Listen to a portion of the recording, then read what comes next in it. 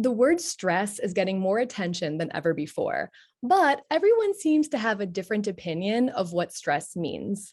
Some executives glorify stress and doing whatever it takes to get the job done, whereas others will say that stress leads to burnout, brain fog, and even long term health consequences. The truth is that both sides are right in their own way. Stress can be really good and beneficial. When we put a stress on a muscle, it gets stronger. And when we're stressed out by a deadline, it can sometimes help us get our work done in time.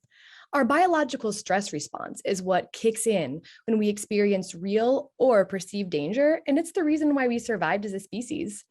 This type of stress is called acute stress. It comes hard and fast, and when it's over, we have time to recover. The recovery part is really important because the recovery is what prevents an acute stress from becoming a negative chronic stress. For example, let's say you're working out your bicep and you just keep working it out endlessly for hours on end, day after day. What's going to happen? You're going to injure yourself. Okay, negative chronic stress is what happens when our stress is continuous and more than what we can recover from. We usually equate negative chronic stress with our environment, right? Like a job we don't like, working long hours, a difficult relationship, a schedule that's too busy. But negative chronic stress can also come from a lot of things that just live inside your head, like not meeting your own personal expectations, self deprecating thoughts, feelings of unworthiness or lack of hope. And what happens over time is that all of this negative stress builds up in what we like to call a stress bucket, and the stress bucket overflows. And then people try to set goals to reduce their stress.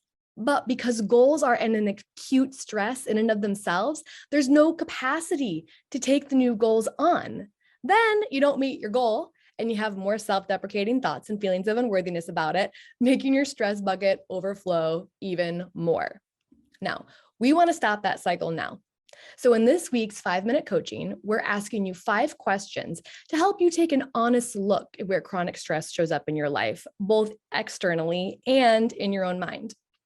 And we'll take a look at what you can do about your overflowing bucket of negative stress, even if that means letting some of your shit go.